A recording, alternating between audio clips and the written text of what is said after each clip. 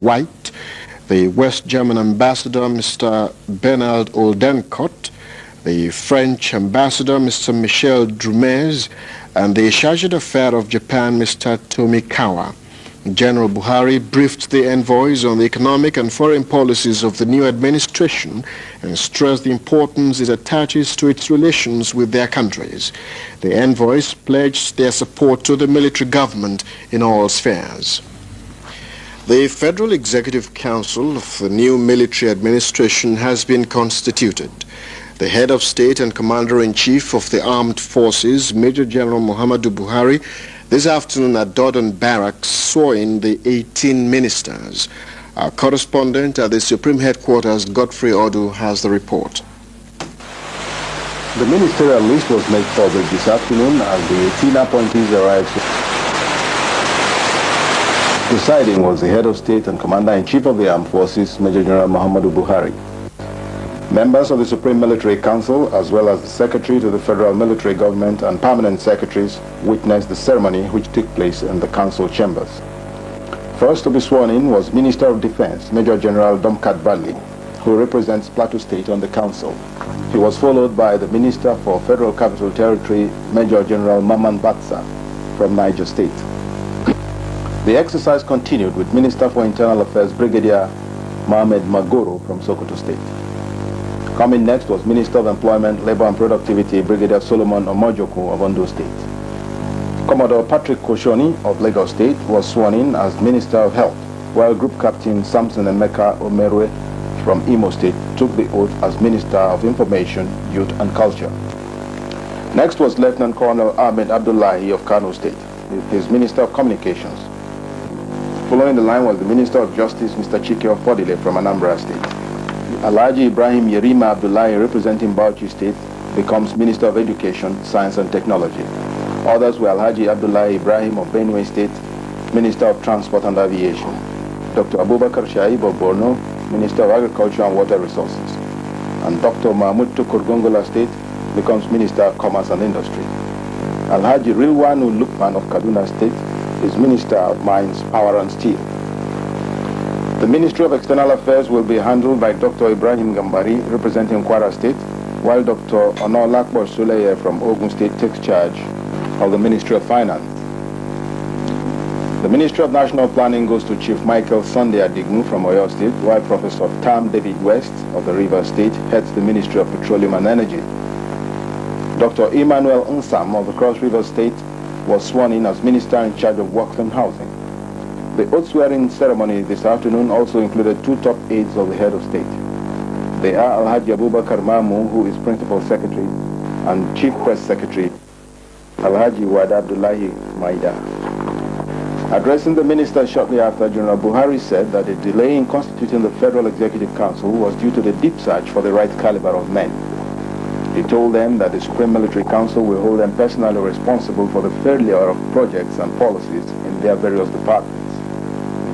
He also made it clear that the lifestyle and performance of the ministers will be watched closely. The appointment of ministers has taken us some time because we had to undertake a deep search for competent Nigerians of proven integrity, high sense of discipline, public probity, and transparent honesty. Your appointment is on your personal merit, and I am assured that you will possess these sterling qualities. It is necessary to restate that this administration, born out of the circumstances very well known to you all, will not tolerate fraud, indiscipline, corruption, squandermania, misuse and abuse of public office for self or group aggrandizement, and such other vices which characterize the civilian administration of the past 4 years. Your immediate task as ministers would be to undertake a critical review of all major projects and programs being undertaken by your ministries, departments, and parastatals in order to determine their priority and scope, the stage of implementation, the quantum of work already done, the amount of funds committed to each project, etc. The purpose of this exercise, which should be completed and submitted to the Federal Executive Council by the end of April this year, is to ensure that our scarce resources budgeted for the execution of projects are spent most judiciously on viable projects and programs which will lift the nation from the doldrums of economic recession and have a positive impact on the socio-economic life of the common man. Another task before you is to proceed with speed to examine the adequacy of the existing structural organizations of the ministries to which you are assigned, and take appropriate steps to rationalize them to conform with the 18-ministry structure recently approved by the Supreme Military Council for the federal government. The aim of this administration is to instill discipline in public life. Consequently, the Supreme Military Council will not tolerate a situation where public office holders live in affluence while the general masses continue to wallow in abject poverty. The ministers are expected to declare their assets within 6 weeks. Although Bendel State did not get a ministerial appointment, she is duly represented in the main machineries of government with 2 members on the Supreme Military Council and 1 in the Council of States.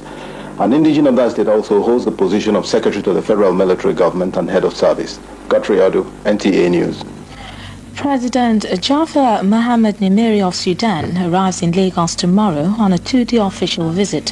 His personal envoy, Mr. Omer Yassin, was at Dodon Barracks today to deliver a special message from the Sudanese president to the Nigerian head of state, Major General Muhammadu Buhari.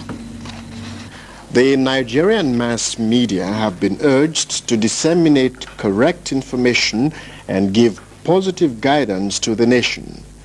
Addressing media executives in Lagos today, the Chief of Staff Supreme Headquarters, Brigadier Tunde Idiagbon, expressed disappointment with some of the stories carried by the Nigerian press. He said it was a departure from what the military government expects from them in this crucial period. Write-ups and suggestions have not been helpful. Many seem to demonstrate a lack of understanding, even lack of sympathy for the objectives of the government which you hailed only 2 weeks ago. Some newspapers have gone to the extent of publishing half-truths and downright falsehoods. These are capable of creating confusion and causing dissension in the country. The change of government is not meant. Braithwaite told newsmen that he had very useful discussions with Brigadier Idiagbon on issues of national interest. He said the talks were at his own instance, but declined comments on the pace of this administration, saying we should wait for the next few days. Asked if he would serve in the administration, Mr. Braithwaite said, and we quote, "My actions will show," unquote. It's a 2-man delegation from the Sultan of Sokoto, Alhaji Sar Abubakar III, has handed over a special message to General Buhari at Dodon Barracks. The content of the message delivered by the Emir of Argungu, Alhaji Muhammadu Mera, is not known. The head of state expressed his appreciation for the overwhelming support the nation's traditional rulers had given the new military administration. An NTA News correspondent in Sokoto reports that a delegation from the head of state yesterday called on the Sultan in his palace. Our correspondent reports that General Buhari assured the Sultan that the deposed president, Alhaji Shehu Shagari, is well and doing fine. He said that the armed forces did not intervene to victimize any individual or group of persons, but to rid the nation of its moral and economic decadence. Before leaving Lagos for Togo, the United Nations Secretary General, Mr. Perez de Oquela, was at Dodon Barracks to say farewell to the head of state and Commander-in-Chief for the Armed Forces, Major General Muhammadu Buhari. Our correspondent Godfrey Odu has the details. The visit to Supreme Headquarters today was in fact the third since the United Nations Chief Scribe arrived in the country. This third meeting with the head of state, General Muhammadu Buhari, gives added dimension to the importance which the federal military government attaches to the visit of Mr. Dekwea. The courtesy call today afforded the UN Secretary General the opportunity to express gratitude for hospitality during his stay. On his part, General Buhari pressed home some important points of their previous discussions, with particular emphasis on how the United Nations system can effectively respond to Nigeria's specific needs. Primarily, Mr. Dekweya was here for a first-hand assessment of the Sahel drought and the whole problem of food shortages. But the federal government used the opportunity to expand the scope, covering Nigeria's particular problems. The head of state gave a private dinner last night in honor of the UN scribe, at which Mr. Dekweya spoke highly of Nigeria's contributions and continued commitment to the United Nations. According to the External Affairs Minister, Dr. Ibrahim Gambari, Mr. Dekweya's visit afforded his ministry an opportunity for thorough discussions with a highly knowledgeable person on a variety of issues, including Namibia and disarmament. He described Mr. Dekweya as a man who has shown great sympathy and sensitivity to Nigeria's specific needs.